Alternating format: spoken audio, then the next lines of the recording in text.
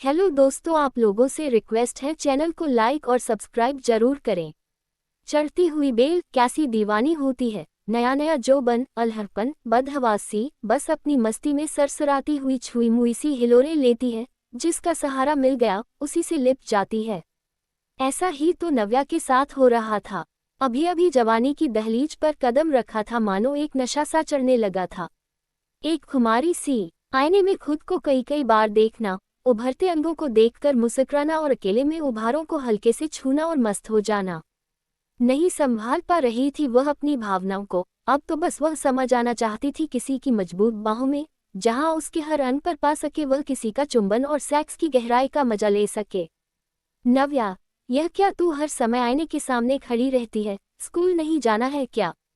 इम्तिहान सिर पर हैं। अचानक तनुजा की आवाज से नव्या चौंक गई। अरे मम्मी, जा रही हूं न, चोटी कर रही थी, नव्या ने कहा और आईने में अपने उभारों को देखकर मुस्कुराती हुई यूनिफॉर्म की कमीज ठीक करने लगी। चल जल्दी कर, तेरी फ्रेंड बुला रही है, तनुजा ने लंच बॉक्स उसके स्कूल बैग में रखते हुए कहा। Okay, bye mummy, love you, Tanuja को गाल पर किस करते हुए नव्या ने कहा और बैग उठाकर बाहर भाग गई।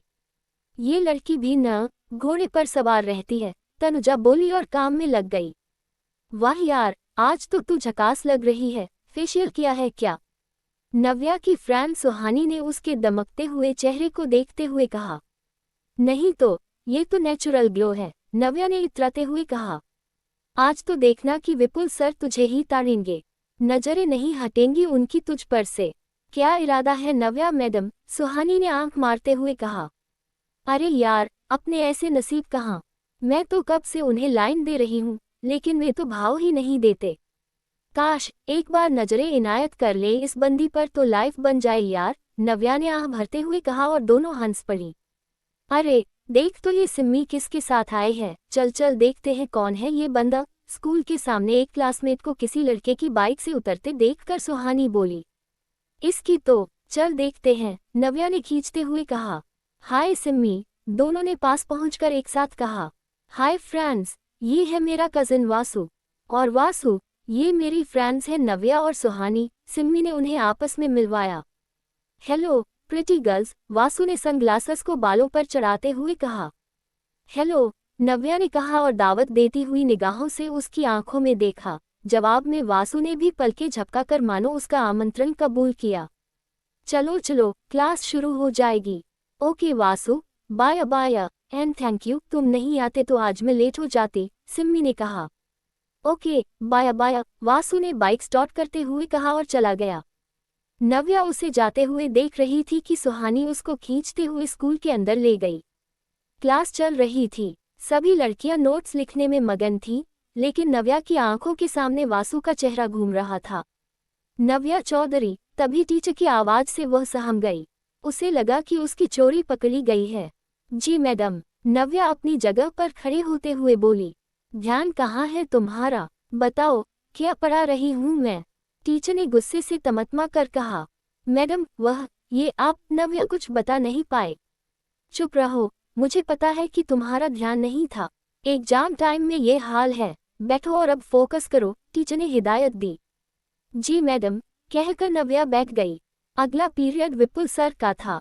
वे बिजनेस एडमिनिस्ट्रेशन पढ़ाते थे। नव्या अब उनके आने का बेसब्री से इंतजार करने लगी। नव्या, विपुल सर आने वाले हैं, सुहानी ने चुटकी ली। हाँ यार, मुझे पता है, बालों को झटकते हुए नव्या बोली।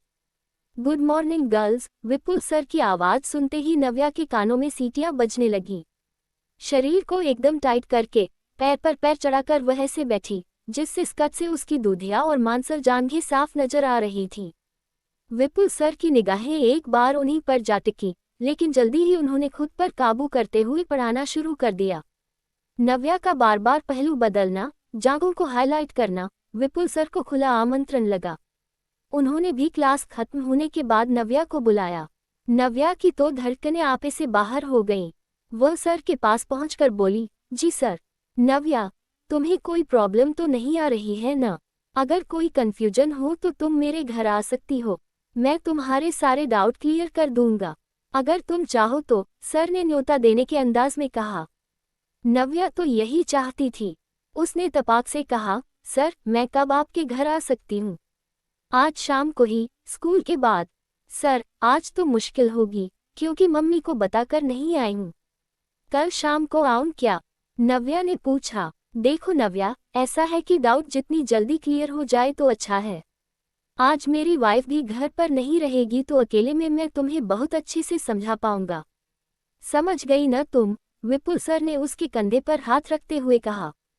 विपुल सर का हाथ लगते ही नव्या के तन बदन में जैसे चिंगारियां फूटने लगी, सांसें तेज और गर्म हो गईं, गाल दहकने लगे। अब तो जैसे उसका खुद पर काबू पाना मुश्किल हो गया। नव्या ने मन ही मन सोचा, मम्मी को तो कुछ भी बहाना सुना दूंगी, लेकिन आज का यह मौका हाथ से नहीं जाने दूंगी। वह बोली, ठीक है सर, मैं आज ही आती हूँ आपके घर। सुहानी से बोल दूंगी कि वह मेरी मम्मी से कह दे कि वीक स्टूडेंट्स की एक्स्ट्रा क्लास है, तो तुम मेरे साथ ही चलना। मैं गाड़ी से अकेले ही तो जाता हूँ, विपुल सर ने कहा। ओके सर, नव्या बोली। तो शाम को स्कूल के गेट से निकलकर जो पीसीओ है, वहां से मैं तुम्हें पिक करूंगा। ठीक है, विपुल सर ने फिर नव्या का कंधा दबाया और हाथ को पीठ पर फेरते हुए कहा। नव्या का शरीर कड़क हो गया, मुंह से बस इतना ही निकला, ओके सर। नव्या जल्दी से सुहानी के पास पहुंची और बोली, सुन, विपुल सर ने आज मुझे डाउट क्लियर करने के लिए घर बुलाया है। तू मेरी मम्मी को बता देना कि वीक स्टूडेंट्स की एक्स्ट्रा क्लास है, तो मैं 2 घंटे लेट हो जाऊंगी। वाह रे नव्या, तेरी तो लॉटरी लग गई। विपुल सर के घर, डाउट क्लियर, मौजा ही मौजा, सुहानी ने नव्या को छेड़ा। नव्या ने भी उसे आंख मार दी। स्कूल के बाद नव्या धड़कते दिल से गेट के बाहर निकली। कुछ दूर चलने पर ही विपुल सर की कार दिखाई दी। नव्या कार के नजदीक पहुंची, तो सर ने आगे का गेट खोल दिया। नव्या तुरंत गाड़ी में बैठ गई। तुम रिलैक्स हो न नव्या? विपुल सर ने पूछा। जी सर, नव्या ने बैग पीछे रखते हुए कहा। सो स्वीट, विपुल सर ने कहा और उसकी जांघों को सहला दिया। नव्या का शरीर कपकपा गया। मैं तुम्हें बहुत दिनों से नोटिस कर रहा था, विपुल सर ने कहा। क्या सर? नव्या ने डर के लहजे में पूछा। क्या तुम नहीं जानती? विपुल सर ने सवाल किया। जी सर, आप मुझे बहुत अच्छे लगते हैं, नव्या ने दिल खोला। अच्छा, कितना अच्छा लगता हूँ? विपुल सर ने बात को आगे बढ़ाया। सबसे अच्छे, इतने अच्छे कि ऐसा लगता है कि। नव्या ने बात अधूरी छोड़ दी। कितने अच्छे, अब बता भी दो। यहाँ तो कोई नहीं हम दोनों के अलावा, विपुल सर ने सुलगती आग को हवा देना शुरू किया। सर, कहकर नव्या ने उनकी जांघों पर हाथ फेरना शुरू कर दिया। विपुल सर ने नव्या का हाथ कसकर पकड़ लिया और कहा, तुम्हारी बेचैनी मैं समझ रहा हूँ। सब्र करो, बस घर पहुँचने ही वाले हैं, फिर तुम्हारे इस प्यारे से शरीर को बहुत प्यार करूँगा। Oh sir, I love you sir, कहते हुए नव्या ने उनके गालों को चूम लिया। गाड़ी पार्क करके विपुल सर नव्या को घर के भीतर ले आए। दरवाजा बंद कर दिया और पलटते ही नव्या को बाहों में भरकर उसके होठों को अपने होठों में भर लिया। नव्या तो पहले ही बेकाबू हो चुकी थी। उसे तो बस आज अपने शरीर की भूख मिटानी थी, जो उसे भीतर ही भीतर खा रही थी। विपुल सर ने नव्या को गोद में उठा लिया और बेडरूम में ले जाकर बिस्तर पर लिटा दिया। नव्या बदहवास हो रही थी। उसने विपुल सर को पकड़कर अपने शरीर पर गिरा लिया और बेतहाशा चूमने लगी। विपुल सर के हाथ उसके उभारों पर थे, जिन्हें वह कसकर भींच रहे थे। नव्या को एक मीठा मीठा दर्द हो रहा था। उसकी सिसकारियां निकलने लगीं। विपुल सर को तो कोरा बदन मिला था, सो वे भी उसका पूरा मजा लेना चाहते थे। उन्होंने नव्या की कमीज उतार दी। उसके बेदाग, गदराए उभार देखते ही वे पूरी तरह बहक गए। नव्या के अंगों से खेलते हुए उन्होंने कुछ ही देर में उसके सारे कपड़े उतार दिए। नव्या ने उन्हें कसकर पकड़ रखा था, मानो वह तो यही चाहती थी। कुछ ही देर में नव्या की सिसकारियों से कमरा गूंज उठा। नव्या का क्वारापन भंग हो चुका था, लेकिन नव्या इससे बेफिक्र सेक्स के सागर में गोते लगा रही थी। थोड़ी देर में सब कुछ शांत हो गया। नव्या कपड़े पहनने लगी, हालांकि उसे बड़ा दर्द हो रहा था। विपुल सर ने जल्दी से दूसरी चादर बिछा दी और बोले, नव्या, तुम ठीक हो ना? जी सर। तो फिर अब क्या इरादा है? क्या मतलब सर? अब दोबारा कब? जब आप कहें, कल। आपकी वाइफ, वो हफ्ते भर के लिए गई है। फिर तो ठीक है, चलो, तुम्हें बस स्टॉप तक छोड़ दूं।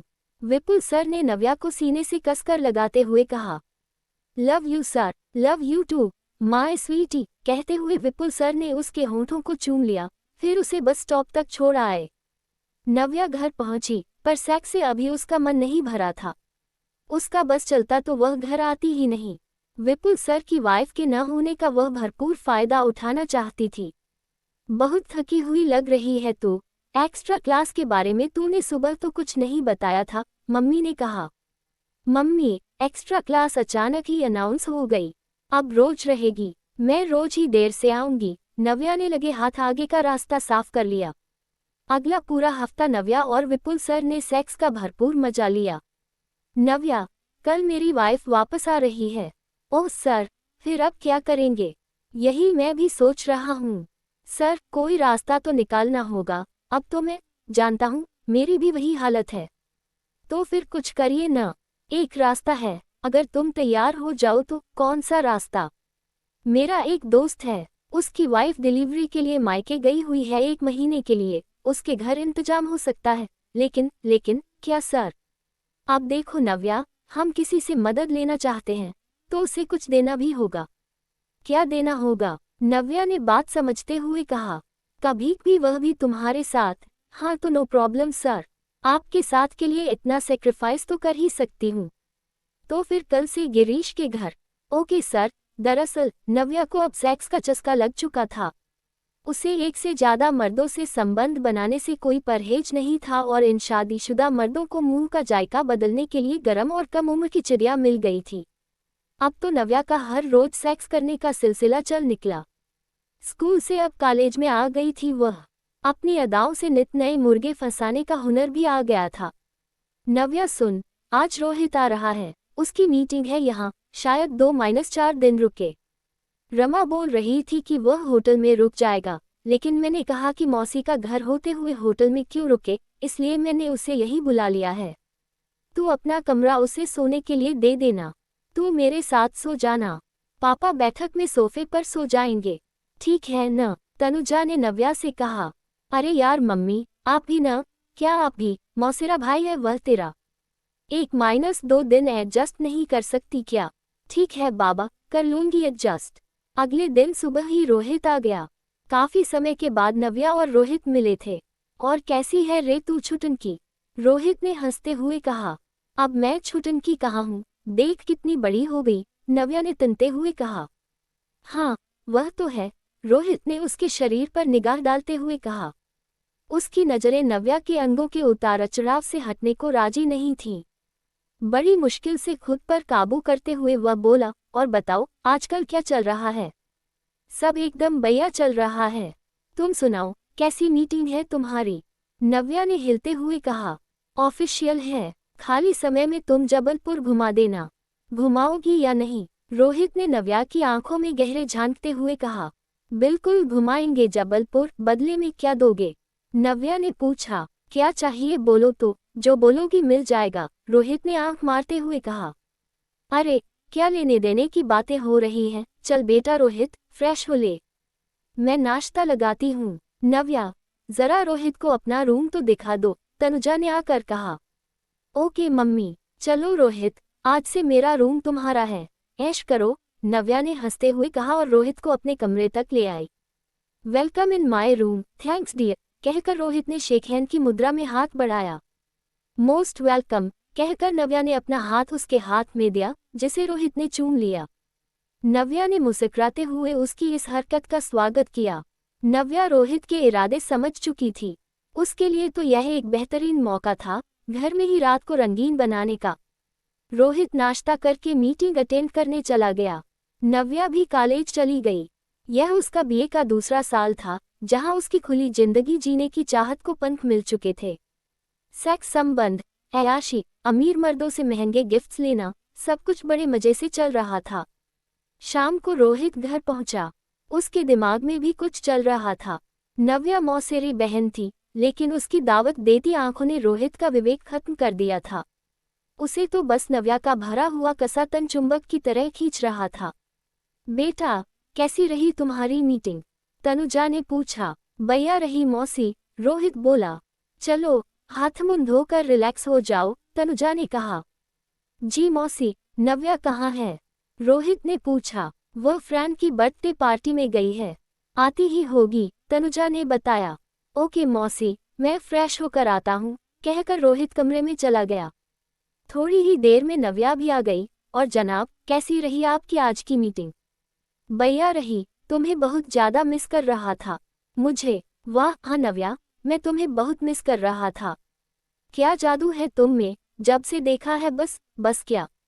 नव्या इतराते हुए बोली। तुम रात में कहाँ सोओगी? मम्मी के पास। यहीं आ जाना, कुछ देर बातें करेंगे। बातें? और भी बहुत कुछ। आओगी न? आऊंगी, चलो अब डिनर कर लो, मम्मी बुला रही हैं। खाने की टेबल पर रोहित और नव्या की आंखों में बातें हो रही थीं। तनुजा और नव्या के पापा सुकेश इन सब बातों से अनजान खाना खा रहे थे। रात को नव्या मम्मी पापा के सो जाने का इंतजार करने लगी। जब वो पूरी तरह यकीन हो गया कि वे दोनों सो चुके हैं, तो आहिस्ता से रोहित के कमरे में जा पहुंची। उसने नाइट गाउन पहन रखा था। हेलो स्वीटहार्ट, नव्या फुसफुसाते हुए बोली। वेलकम डियर, मैं कब से तुम्हारा इंतजार कर रहा था। बहुत देर लगा दी तुमने, रोहित ने बेसब्री से कहा। तुम्हारे मौसाजी और मौसी के सोने का इंतजार कर रही थी। और कहो क्या इरादा है? नव्या ने होंठ चबाते हुए कहा।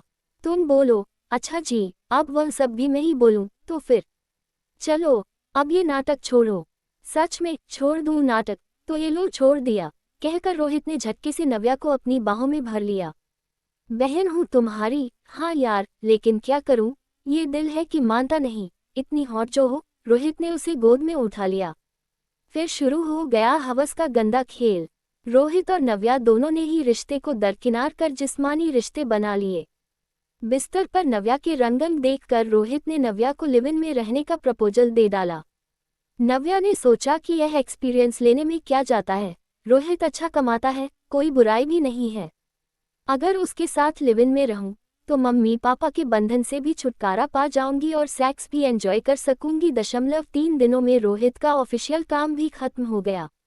नव्या और रोहित ने सब तैयारी कर ली। नव्या रोहित के साथ बालाघाट जाने के लिए पूरी तरह तैयार थी। दोनों ने फैसला किया कि कल घर वालों को अपने इरादों से वाकिफ करवा कर वे बालाघाट निकल जाएंगे। अगली सुबह घर में हंगामा मचा हुआ था। नव्या ने अपने फैसले को बहुत ही बेशर्मी से माता पिता को बता दिया। कुछ तो शर्म करो, हम दुनिया और समाज को क्या जवाब देंगे? क्या कहूंगी तेरी मौसी से, कुछ तो सोच। और तेरी उम्र तो देख, अभी तो पढ़ने लिखने के दिन है, तनुजा भरी आंखों से बोली। मम्मी, अब इन सब बातों का कोई मतलब नहीं है। मेरा फैसला नहीं बदलने वाला, और फिर यह मेरी जिंदगी है, मुझे पूरा हक है कि इसे मैं कैसे जीऊं। मैं रोहित के साथ बालाघाट जा रही हूँ, वहीं उसकी पोस्टिंग है। अपने माँ बाप को वह बता देगा, नव्या ने तुनक कर कहा और कमरे में चली गई। तनुजा, अब कोई फायदा नहीं इसे समझाने का, बालिग हो चुकी है वह और इसी बात का फायदा उठा रही है। उसके कदम बहक चुके हैं, क्या पता बात कहाँ तक बढ़ चुकी है।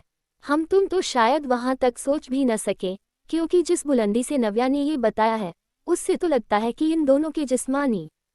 तनुजा के पति हताश स्वर में बोले। क्या यही दिन देखना बाकी था? हम तो किसी को मुंह दिखाने लायक नहीं रहे। क्या इसी दिन के लिए नाजों से पाला था इसको, इतनी आज़ादी दी थी?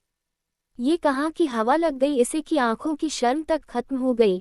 और रोहित, वह भी, अरे अब उसे क्या कहें जब अपना सिक्का ही खोटा निकला। तनुजा लगातार रोते हुए बोली। नव्या और रोहित परिवार व समाज के गाल पर तमाचा मार कर चले गए। पीछे रह गए 2 परिवार और शर्मसार माता पिता। सेक्स और अयाशी की चाहत में बच्चों ने घर वालों को एक ऐसा नासूर दे दिया जो हर पल कसकता रहेगा। कहानी अच्छी लगी तो चैनल को लाइक और सब्सक्राइब करें। धन्यवाद।